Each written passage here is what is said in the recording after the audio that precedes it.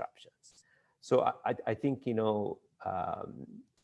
as a business, we really need to be prepared and be very realistic that these waves of lockdowns could keep happening. So therefore, as a business, we need to be prepared for that, and we need to face that reality.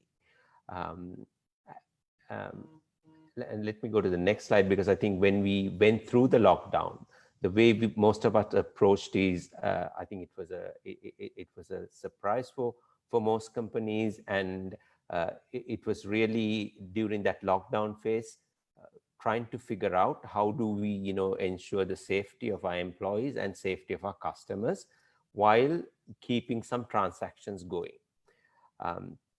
And then the second phase of that is really, once the lockdown is over, which is the phase that we are in now, is business getting back to some kind of normality. And what is really important during that phase is how do we ensure that the business survives so that the business can thrive once complete normality returns, and where there are growth opportunities in the economy. So on this slide, I think on the left-hand side, what you see is that three key important things. In this survival phase, it's really critical that the companies, preserve cash, they optimize costs, and become extremely customer-centric, so that they make sure that all their valuable customers are protected, and that they don't lose those customers, right? And also, I think right now the environment also that we are in, just like we don't know about the new waves coming and hitting us now. For example, even Sri Lanka, we are about to open the country for tourism on the 1st of August. Because of the high reliance that we have on tourism earnings. So we don't know once that happens, what kind of situation could evolve. So there's a lot of uncertainty. I think if you look at the recent IMF forecast, for example, through January, April to June, the forecast has progressively got worse, and the latest forecasts are around a -5% contraction of the global economy, and large consuming economies like US -8% GDP contraction. Other areas such as Eurozone, double-digit contraction is what's predicted. Even a country like India, which was seeing record growth levels and was the engine of growth for pre-COVID, will actually is predicted to see a contraction of the GDP of around 5%, right? So I think that there is a lot of uncertainty in the world. Business visibility is low, and the point I want to make is that there are so many things that are beyond our control right now. So I think at this point, what we really need to look internally, inwardly, and to see, what are the things that we can control. So as I said, around surviving that, controlling our cash costs, and making sure that our customers is continue to be serviced and stay with our business, it becomes really important. And also, I think what we also should remember is that the post-COVID world could be very different to the pre-COVID world. So as I said, this is the first time I have been back in office in 3.5 months. But during that 3.5 months, been working remotely. And even if I think, most of you may have children, they have also been sitting at home, but attending classes. And even this week, one of my sons during the whole week was attending online examinations, not just lessons, but doing exams. So I think the post-COVID world, as we know, will be very different. Now, even when you look at something like advertising, we know that a lot of companies are cutting back on advertising, but at the same time, there is a rise in digital advertising, digital marketing, and actually in 2020, it's predicted that for the first time, the digital advertising will, as a proportion of the overall global spend in advertising, which is more than $500 billion, digital advertising will overtake traditional advertising. So as we know, the world is changing, things are changing. COVID is having its own impact. So I think it's important that we as businesses also understand that. We know that the consumer behaviors have changed. People ordering prescriptions online, ordering groceries online. These digital channels, become quite powerful, and through lockdown periods have become the only way that has allowed businesses to continue to transact with their customers. So I think as businesses, it's very important that we start uh, understanding that changing world, and try to ask the question, okay, how do I now, what is within my control? How can I make sure that I optimize my business so that I can operate my organization optimally? And through this session, what we want to do is, out of the three things that I've listed here, is to really put a focus around customer centricity. How can we organize our internal processes, peoples, and technology that really makes up our business? How can we apply it in a way that it delivers the best customer experience while helping the business to maximize revenue and maximize profits, right? So I think that's what we will explore during the webinar. And to give you a bit more further context around the topic, the data that I'm sharing here are some global statistics done across executives in companies. And what this data shows is that 85% of the businesses or business executives, they believe the greatest barrier to growth are actually internal. And the same survey shows that actually, out of that 85%, 90% of those issues actually has an impact on the customer experience that's delivered by the business. However, still around 2/3 of these issues remain unsolved, right? So I think, businesses do realize that there are internal barriers. It does have a implication on the overall customer experience that it delivers, but because of other operational overheads, other priorities, fixing these things can sometimes slip up and go down the pecking order of priorities in a business. So again, I think what we want to do is really kind of bring that customer centricity and delivering that best customer experience, the importance of that, bring that back to the focus of an organization. And the slide that I'm showing now, it shows how the customer has evolved over the time. As we know, in this connected age, the digital age, consumers have a lot of information, right? They have a lot of choices. They have a lot of power, right? As you know, they can make companies, they can, build brands. At the same time, they can, destroy brands. If you give them the wrong experience, you come across situations where, people post something on social media, it goes viral, and the businesses needs to get into damage control. So I think also now SMEs do a lot of their transaction business through some of these social media channels, right? Whether it's an online marketplace, whether it's Instagram, whether it's Facebook. So I think in this context, it becomes even more important for SMEs to really make sure that when you design your processes, when you design your organization, that you put the customer at the forefront. And interestingly, what this timeline shows is that how when we move from age of manufacturing into distribution, into the age of information, uh, and right now how we have come back to the age of the customer. So I think if you go to 80s or before that, product was actually limited. So you could say product was king. But beyond that period, as we get into the 90s and in the new millennium,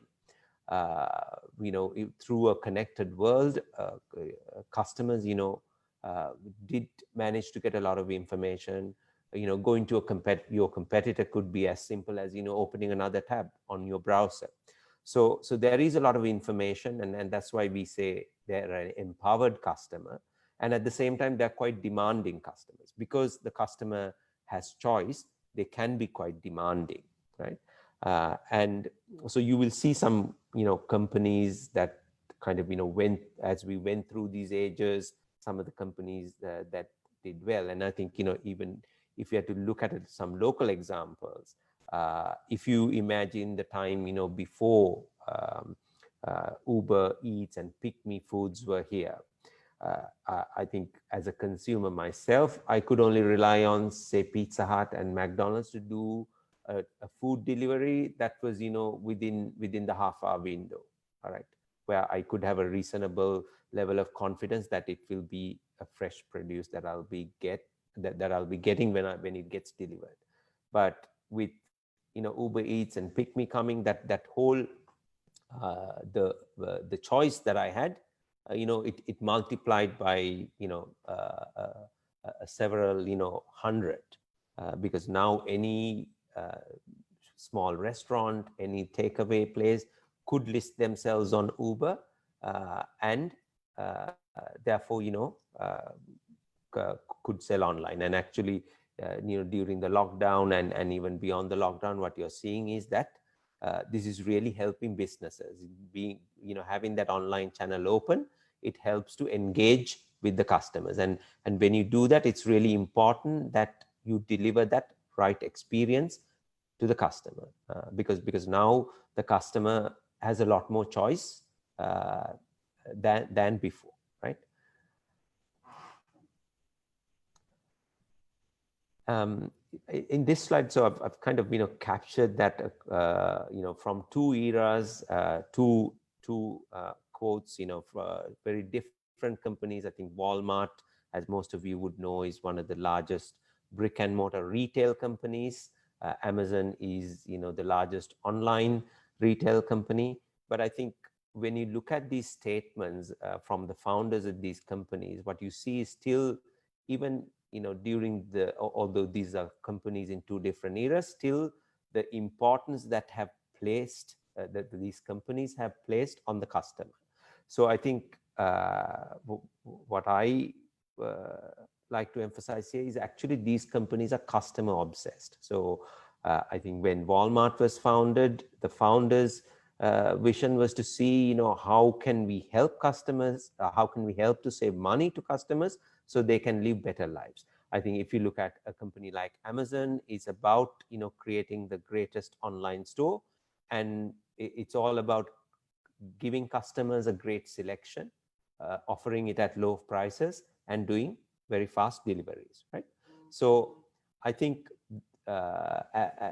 two companies from two different eras, but you can see the ethos around putting the customer at the center. And actually, I had worked with an Indian company called Future Group also. Now, they are a retail company. Anyone familiar with Indian retail would know companies like Big Bazaar, Central, Brand Factory. And actually, their motto is retail is our religion, customers are our gods. So I think you can see that how across different regions, different countries, the emphasis that companies try to put on the customer. And I think one of the key things that we want to set here is also the importance of being customer obsessed, as opposed to being process obsessed or competitor obsessed as a company. Because I think in our experiencing working with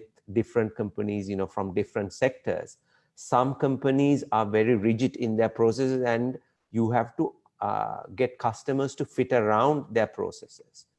Some companies, maybe is always obsessed about trying to find out what the competitor is doing. But I think, again, where we want to bring the conversation back is to say, how can we really create this customer obsession within the organization so that we can better service our customers, right?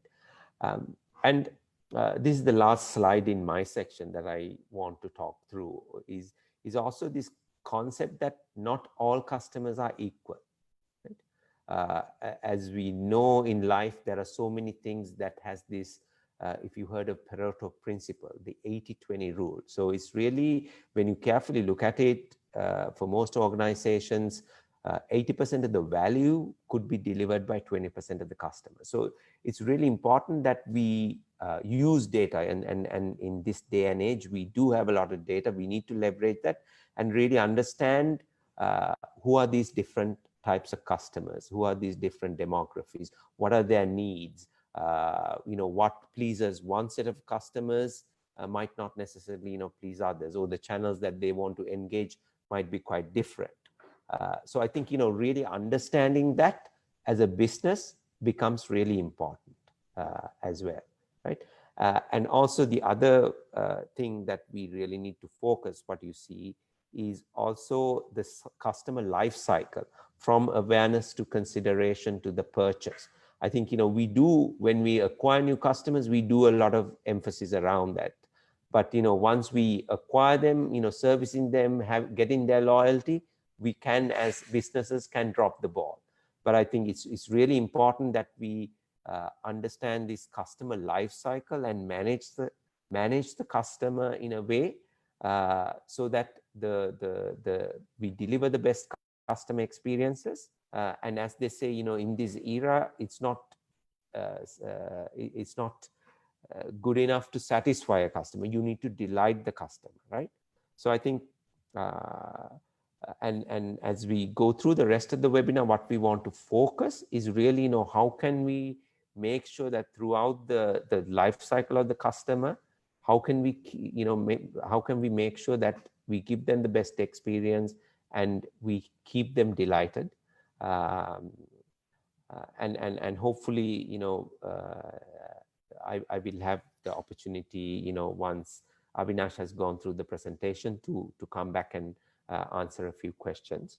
So what I'll do now is I'll hand over to Avinash, and he will mainly talk about, as a businesses, how do we enable this within our organization?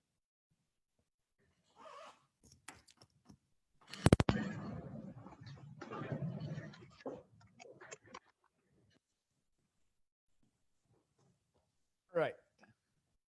Hi, everyone.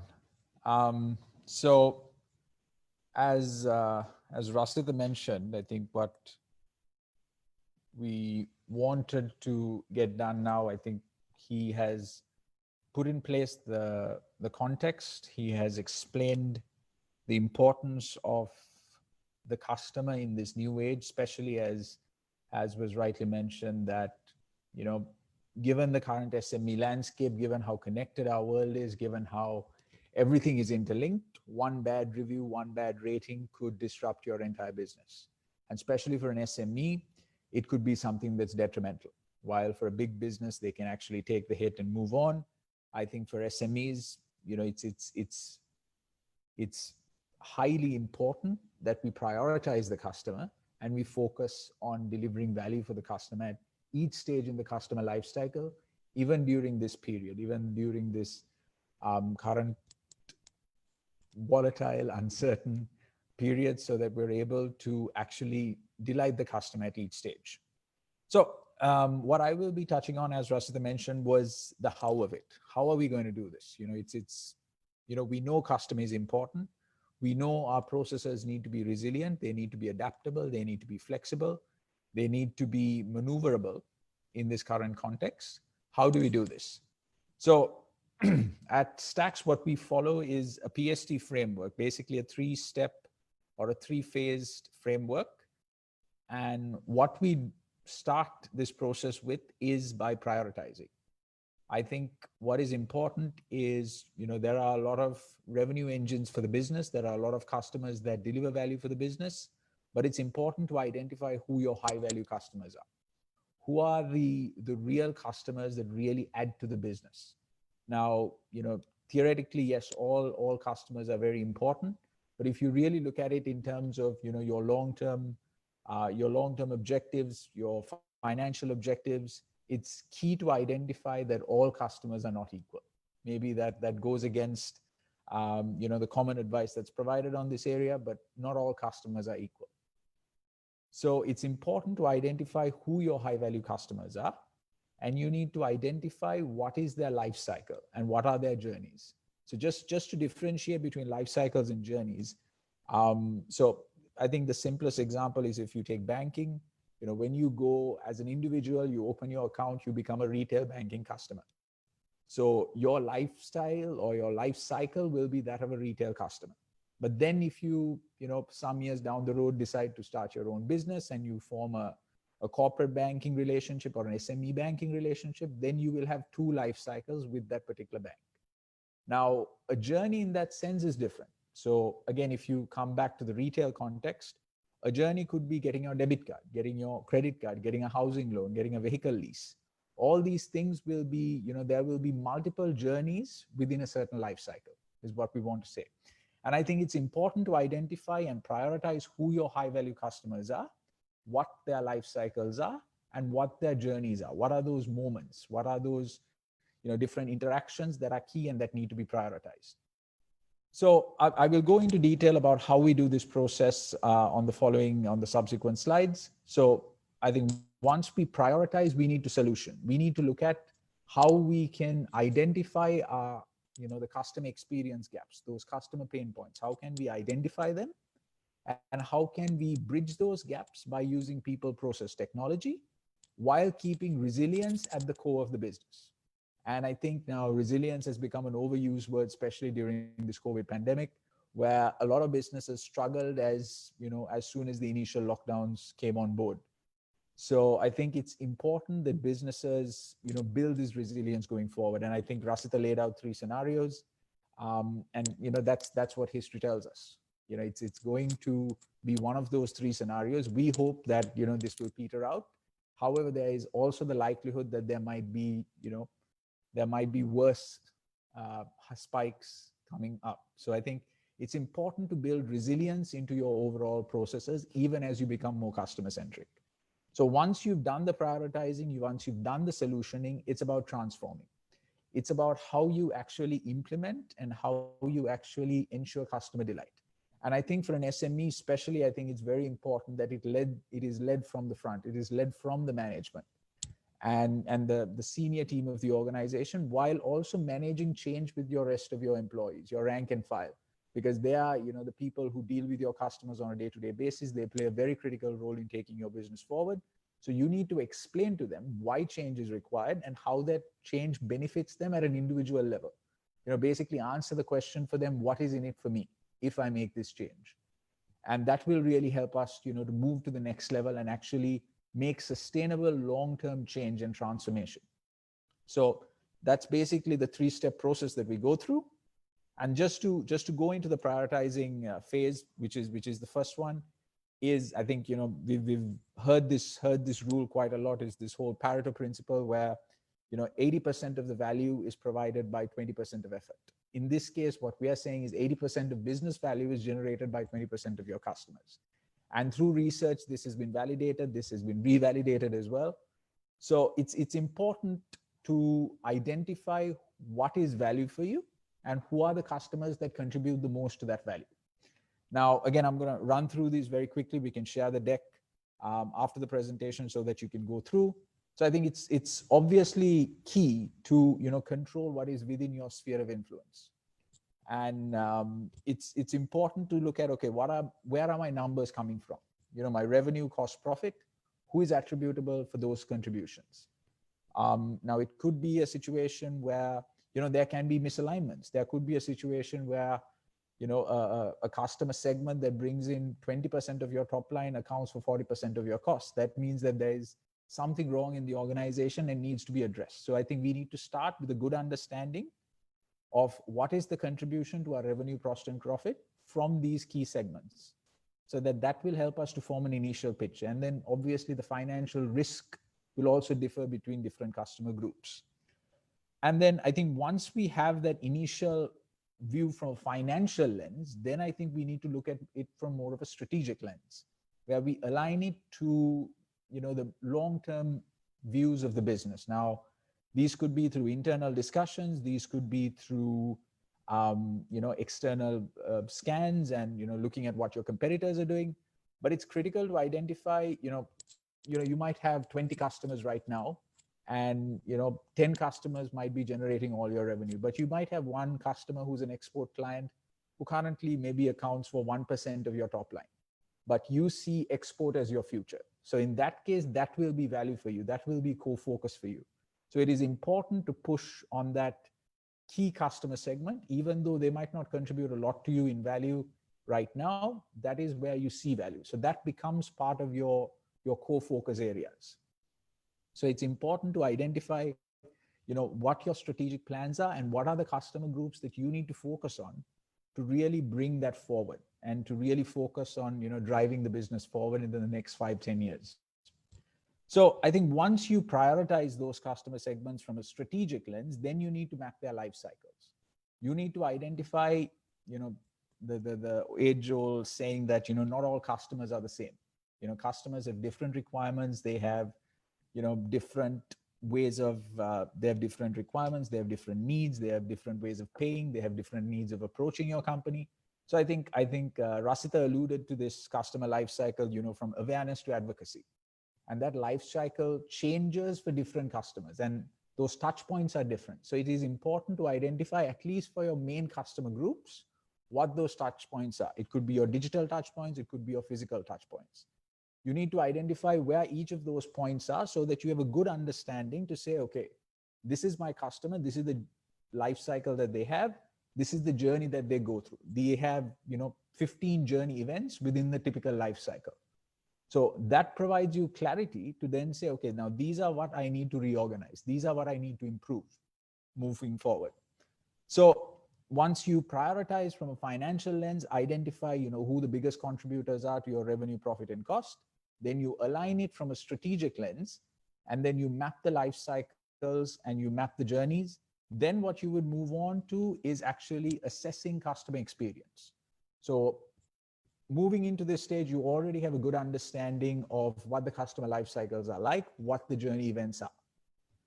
So once you get those in place, what we would typically advise is, speak to your customers. That's the best way to do it. Speak to your customers, look at social media reviews where it's relevant, look at, conducting small customer service. It doesn't need to be an extensive process, but a couple of discussions would help. Look at your complaint records. These will give you a good understanding to see where your pain points are. And look at your pain points from these 4 elements, basically people, process, products, and platforms. In terms of people, basically, is your staff courteous? Are they responsive? Do they acknowledge customer requirements, customer needs, and customer issues? Do they respond to it quickly? Processes, if you're a delivery organization and placing a delivery order takes 3 or 4 days and 2 or 3 phone calls, that means there's something wrong in the internal process. You need to optimize it. Product and the service that you offer. Are there issues with the service, the presentation of that service? Is it, in the customer's mind, does it provide value for money? Is there a competitive differentiation in the service that you're offering? And then obviously the platform. This is basically the look and the feel. Now, for online businesses, it could be your UX, it could be your UI. For a physical business, it could be your storefront, it could be the convenience that you provide. So all these things, all these factors would weigh into it. It could be something as simple as product packaging. Does it actually reflect the brand, and does it make it easier for the customer? Is it a pain point? Are all the instructions given on the the back of the product? So things like that, even though it's something that's very small, it can create a major pain point for the customer, and it could lead to the customer being turned off towards your products and your brand. So I think moving forward, I've just given an illustrative example just to take everyone through so that we get a better understanding of what things are like. Again, this is illustrative purely, so just wanted to take you through this. So in this case, the illustrative is a delivery company. Think of a third-party logistics provider, a small-scale third-party logistics provider, and a customer approaches that third-party logistics provider to, ship a product from maybe Colombo to Kandy, and they, have a couple of stops along the way. They have, it's a big quantity, let's say, 100 kilos or 250 kilos, and they need it shipped. So for example, the first point is, the customer calls, the point of contact, you get your telephone number, either it's recommended through someone or you find it online. You call them, you ask for, okay, I have this type of journey. It's not your typical, delivery. You have a couple of stops. You need to, carry a large quantity. What is the price?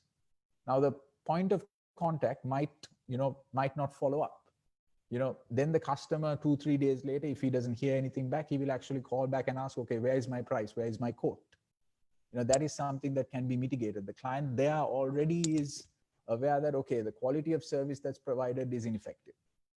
The point of contact doesn't follow up with me. I asked for this yesterday, they haven't got it to me.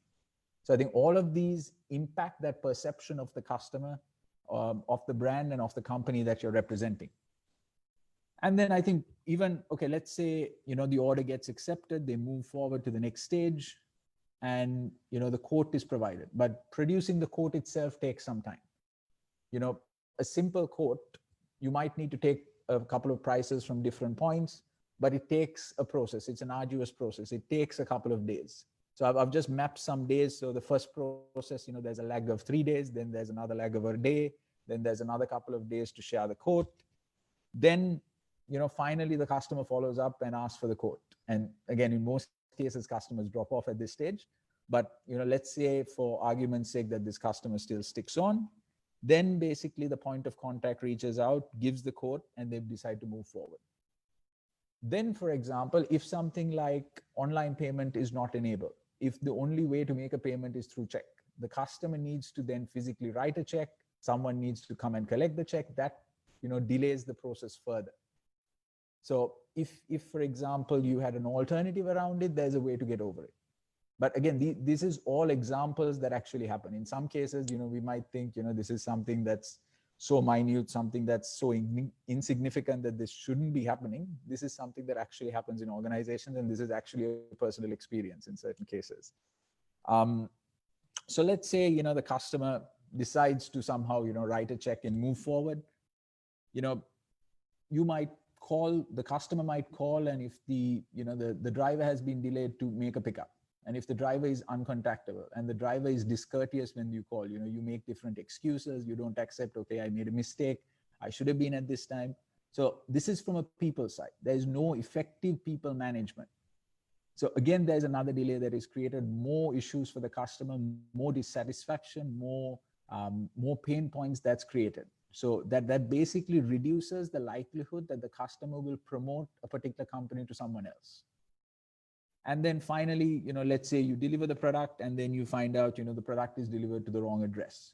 You don't know where the product is. You try calling the point of contact, you try calling the doctor, the driver, you don't get a feedback.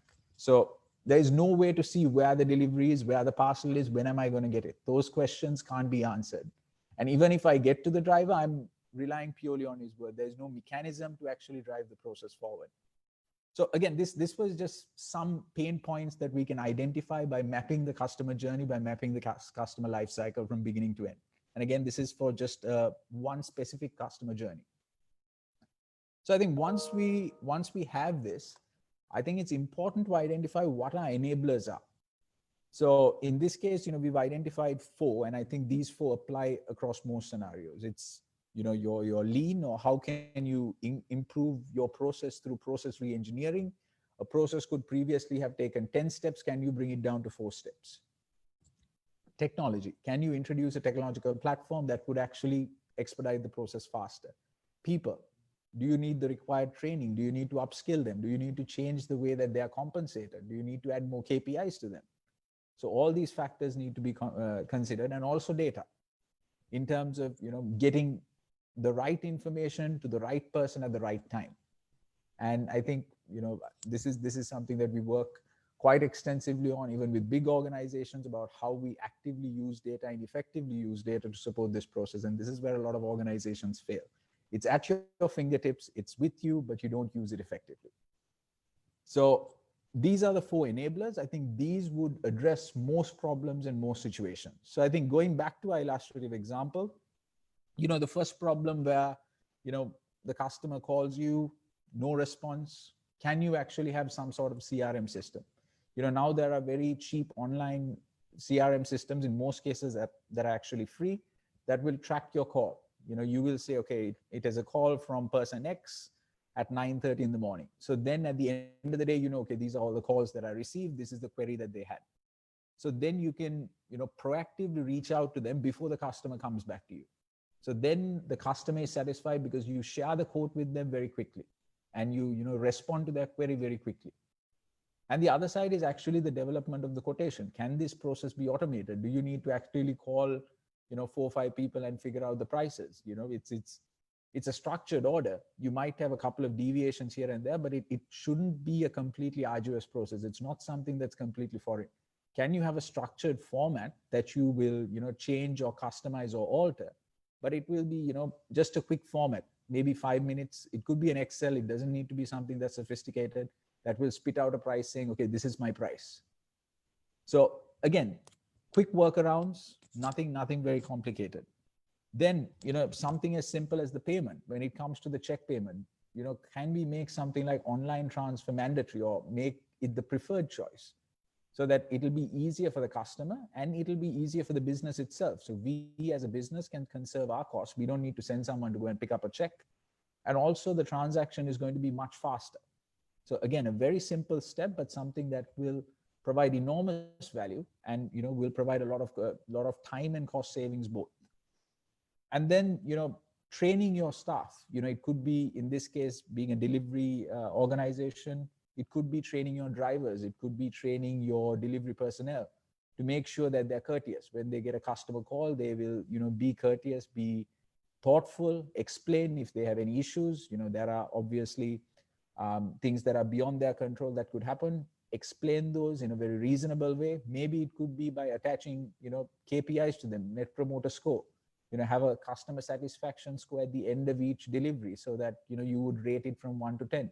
So then that basically creates an incentive within the delivery staff to be more courteous. You could have a financial benefit attached to it as well. And then the other side, to see where your delivery is. This can be, it's a simple solution. You can have a telematics device. Dialogue was running this, a while ago, but there are a lot of options that are out there to actually track where your truck is. Has a good been picked up? Has it been delivered? Has it been dispatched? Is it in your warehouse? A simple QR-based system. Again, this can all be done through smartphones, all be done through technology. So this process, a process that previously took, maybe 10 days to 14 days, can be done within, 4 days or 4 to 5 days. If you use these enablers, if you use, you optimize your process through lean principles, you leverage technology, you use data, and you uplift your people, you can basically optimize the entire process and thereby delight your customer and generate long-term value for them going forward. So, and I think what we wanted to highlight here is resilience. Now, in this current context, yes, it's important to be customer-centric. It is important to generate value for your customer, but you also need to be resilient. Resiliency needs to be at your core. Now, what do we mean by resilience? It is, making sure that your business processes are adaptable, that they're maneuverable, that, regardless of whatever shocks to the system takes place, that you're able to continue operations. It is not the same as business continuity planning, where, it's more of a reactive process, but this is more proactive. A very simple example is, the large automotive manufacturing companies used to use JIT production just in time. The stocks used to come in just before they were needed for production. But what happened was, in the current context, JIT production doesn't work. If there is something wrong in your supply chain, 10 stages up, that will impact you. You won't be able to deliver your product to the customer on time. So it's a trade-off. In some cases, you might have to sacrifice some of your efficiency or your cost efficiencies for resilience. But in the long term, especially getting through this, next 18 to 24 months, resilience need to be at your core. And I think it needs to be across these, areas through integrated planning and knowledge sharing across strategy, people, process, technology, your facilities, your stores, and, using data. And we've just highlighted a couple of attributes. I'm not going to go into a lot of detail because I know we are running short on time, and I know we have a Q&A session coming up. But again, I think what we want to touch on is there needs to be a structured process for building this resilience. You need to assess, you need to plan, you need to execute. You need to determine what your risk exposure is. What are you exposed for? What are the things that can go wrong? Especially during this next 18 to 24 months, I think for an SME, it's key to, just sit down with your teams and see, okay, what can go wrong? What can go wrong for us over the next 18 to 24 months? How can we, prioritize these? What is the likelihood of occurrence? And then, basically evaluate what are our existing capabilities. What new requires to be built, but what are our existing capabilities? I think making that differentiation is key, so that you're able to focus on where you're lacking. In certain areas, you might always have, for example, some organizations, you might always, you might currently have a system of remote working. So that's fine. You don't need to worry about that. If your staff can work remotely, then that's fantastic. But there can be situations where some things you don't have the system or the infrastructure in place. You need to build it. So it's worthwhile building it during this period, especially. Then when it comes to planning, I think it's key to evaluate what your resilience strategy is. You need to identify, okay, how mature are we? How mature is our model? What are the potential shocks that can happen? And how do we, develop resilience plans? What needs to be done? Again, for a lot of organizations, I think remote working was a problem. I think, everyone had, Zoom, the free account, 45 minutes, calls were over. But I think it's important to invest in these times. And even though it's a very small investment, it is something that goes a long way. So it is important to build those resilience plans in place. And again, as I mentioned, it needs to be across all those areas, whether it be people, process, technology, data, everything. So I think then what we need to do is we need to implement the right architecture. And then this includes actually validating the plans and, continuous ongoing management to ensure that you're going in the right direction. So to do that, I think we basically outlined a few areas which are keys for implementation success. And I think this grows across, big organizations, small organizations, all types of organizations and firms, basically having, those coordinated communication campaigns, having, people assigned to do specific tasks. Everyone can't do everything. You need to assign people, and you need to make it, make them accountable to actually achieve it. Making sure that it is spelled down, making it something that is digestible, something that's simple, something that's an action for them to do. So for example, if I'm a marketing manager within an SME, what is my role in the context of, building resilience in the organization? I need to know that. And, making sure that there are KPIs behind them. And also making sure that there is rigorous focus on this. This should be top of mind. This shouldn't be, at a, bottom of a, 10-point list. It needs to be top of mind, and it needs to be focused, especially during this period, so that you're able to take the organization forward and, control the narrative rather than being influenced by it. So again, I quickly ran through those couple of slides. I know we are short on time. So I think that basically sums up the meat of our presentation. We can take a few questions and we can go forward from here. Moderator, would you like to take it on? Yes, thank you very much, Rosita and Avinash. Two very smart and insightful presentations in understanding the customer expectations, and in an era where we see the companies finding it very hard to keep pace with the changing customer expectations, and also really understanding how important it is that you really look at prioritizing and solutioning and transformation, the process that is required and how to do this. and how to approach the situations. And that was certainly very insightful.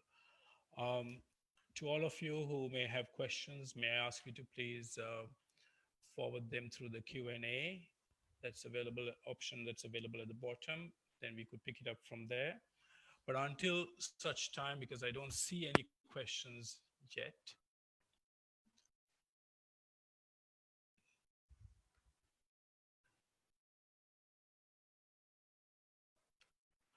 um, let me ask you a couple of questions, if I may.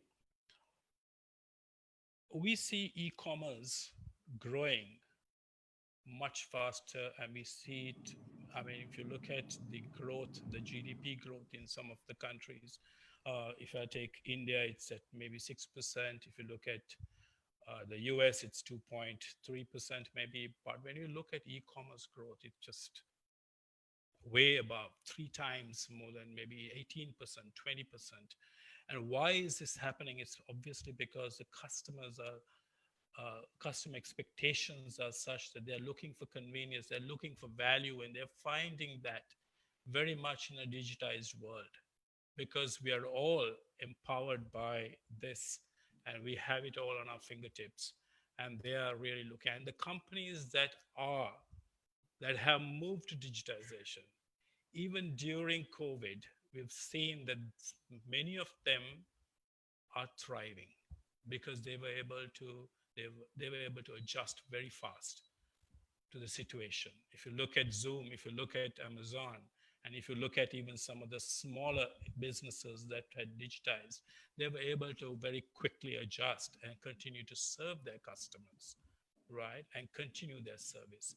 While many others, even amongst the larger businesses, although they were digitized, they were still not able to turn around fast because they had not kept pace with the changing needs of the customer. My question here to you is for SMEs, that maybe whether you're in a manufacturing situation or whether you're providing a specific service, in a situation where they are today, post-COVID, where cash flow is the critical factor for a SME, what would be the solution for them to move very fast into digitized solutions so that they can gear, because we know that COVID is going to be there for some time. We are going to have to live with it. Businesses are going to have to deal with it. Customers are going to have to deal with it. And we're all going to have to deal with this in the next maybe year or 2 years until we see a sort of a solution with a vaccine or whatever that comes in to take it away from us. But what would be your solution here for the SME sector that's at the moment who is not digitized, who's possibly looking at ways to get there, especially with the issue of cash flow being one of the biggest impediments? Yeah. Hi, Rakita. Yeah, I can take that question on, and maybe Avinash can add to it. Yeah, I think it's an important point that you raised, Ratika. I think it's important to understand, when we talk about digital, I think digital, I think sometimes is over glorified. I think what we need to recognize is that digital is an enabler to service our customers. So actually, what companies should really look at is, rather than getting obsessed about a certain technology or what type of digitization I should go for, is really understand how are we servicing our customers today, what are their needs, and as Avinash was also pointing out, what are those pain points, and what are the tools that are at our disposal in order to better service those customers, right? And I think even for the good news for SMEs, I think that a lot of our customers have access to digital now. That access, the cost of that access is coming down, and so is the cost of solutions that are available to smaller companies, because there are a lot of, for example, pay as you go software that small organizations, can get. Even during the lockdown period, I think there were businesses that were operating, through WhatsApp. They would get, if they had built those levels of relationships, then the WhatsApp, become a channel for them to interact with. So I think the first thing to do is really understand, put a customer centric lens, as Avinash was also pointing out, really understand that journey, and then really figure out where technology can help, and thereby going and investing selectively into the right technologies at the right price point, which will give a better customer experience. So I think that's how I would look at that question. Okay, thank you. I have a question from that has come in, if I may pose that. Now we can see many are into online business and focusing on selling agricultural products. Is it worth to focus on such businesses?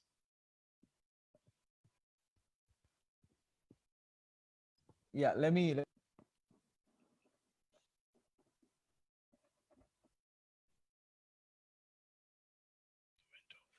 sorry, can you hear me?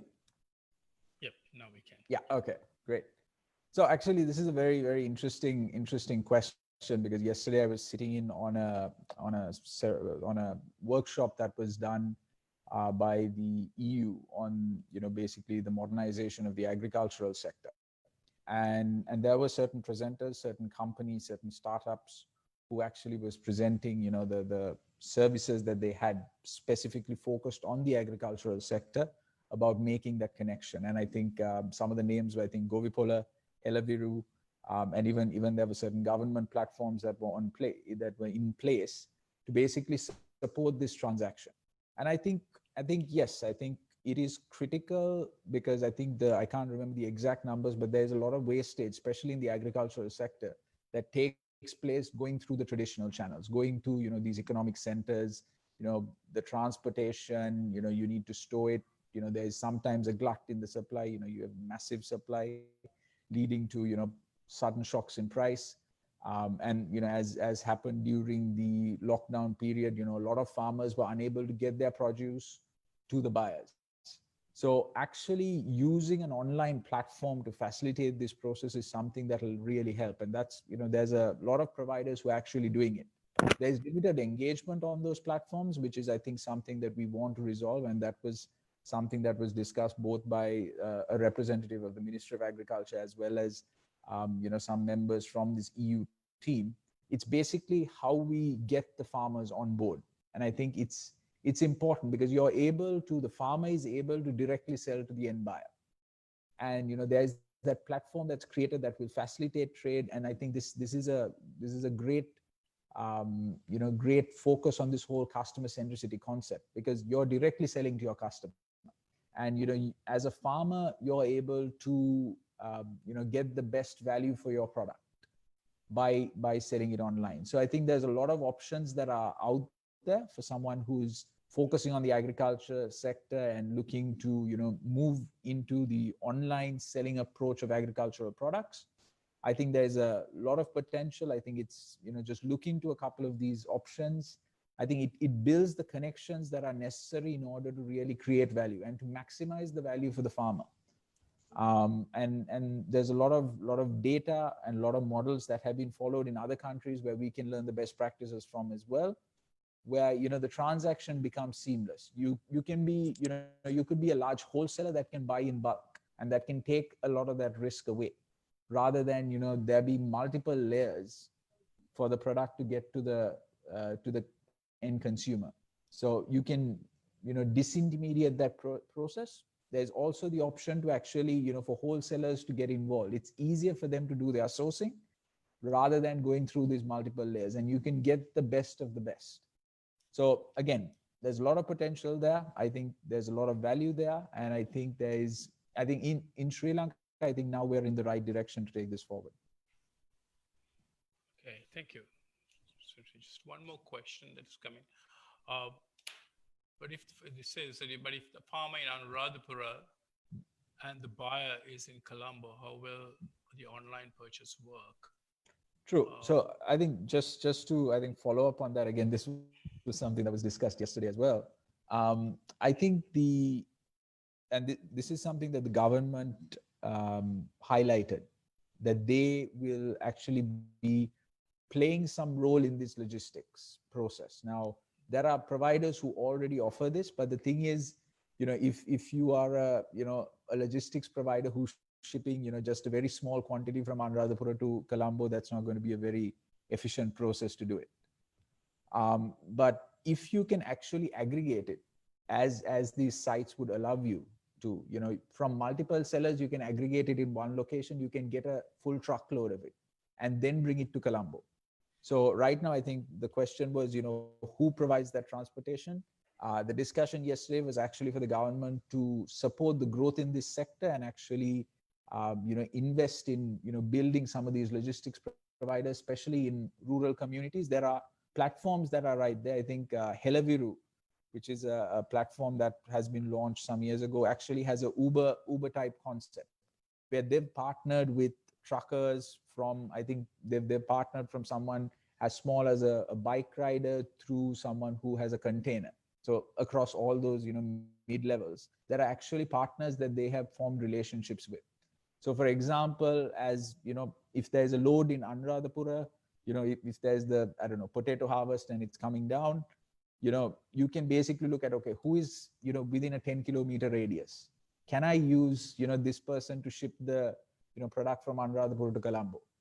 So I think these platforms are already getting to that answer. Again, it won't be a very swift process, but we're on the right track. I think some of these platforms are actually, moving in the right direction. As long as we can get the farmers to engage on these platforms, I think it'll lead to a lot of value in the future. Thank you very much. Just I have this question to Avinash, because you spoke on resilience, and if you could explain what barriers really prevent resilience in business transformation, if you could elaborate a little bit on that. Yeah, well, I would say the biggest barrier for resilience is, typically resilience has always been at the expense of efficiency. If you become more efficient, you will sacrifice on resilience. You won't be adaptable, you won't be nimble, you won't be flexible if you want efficiency at the core. So I think, the biggest trade-off that is there is between resilience and efficiency. So it's important to recognize that, yes, you might take a short-term hit in your efficiency, but it will pay off in the long term. If you organize, you invest your dollars and your rupees in the right places, even though initially it's a cost on your, bottom line and your top line, you know that in the long term, it will generate value for you, especially during, the current period. There were only, a few organizations that actually invested in platforms like this. I think an insurance company that we work with, they had actually, given a discount to get people onto their platform through the standing order payment. To again, this was a large public company, but through this COVID period, when people were unable, because typically what happens in insurance is the agent needs to go and collect the check, but because they gave this discount, they got a hit on their, their profits and their revenue in the short term, but in the long term they were able to still have the payments coming in.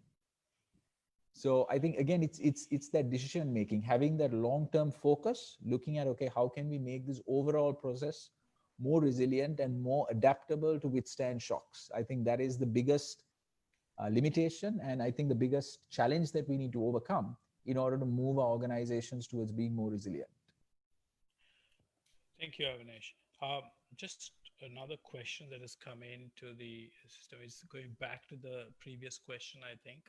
Uh, they're referring to other major problem in, I believe what they're referring to is a storage of the agricultural products and transport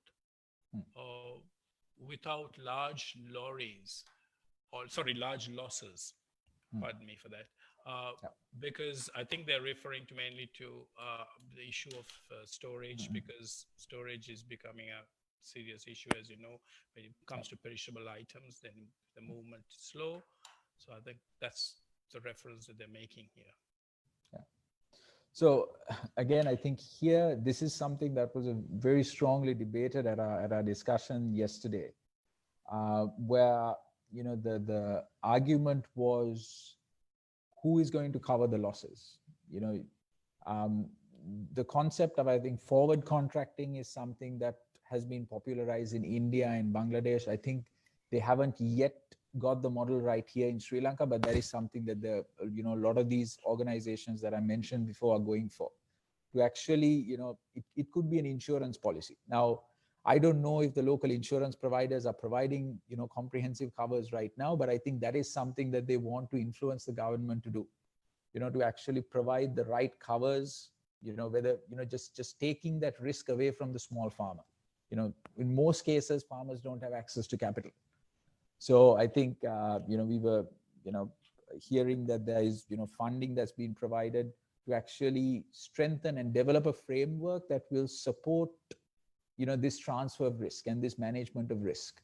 But again, that's a good question, but I think that's something that we need to develop in the long term. And I think that's something that, the industry leaders right now have posted to the government, because again, we need support from the central bank. It is difficult for the private sector to take the lead on it, especially, given that agriculture is a high risk sector. So I think, there needs to be a public sector solution, but obviously, the private sector can enable it. But again, it is something that is top of mind for the key decision makers. And on the point on storage, again, I think that this whole concept of Uberization still works there. If you have, if you're in Kurunagala, if you have a large warehouse, if your core business is retail, you might have, retail goods, you might have spare capacity.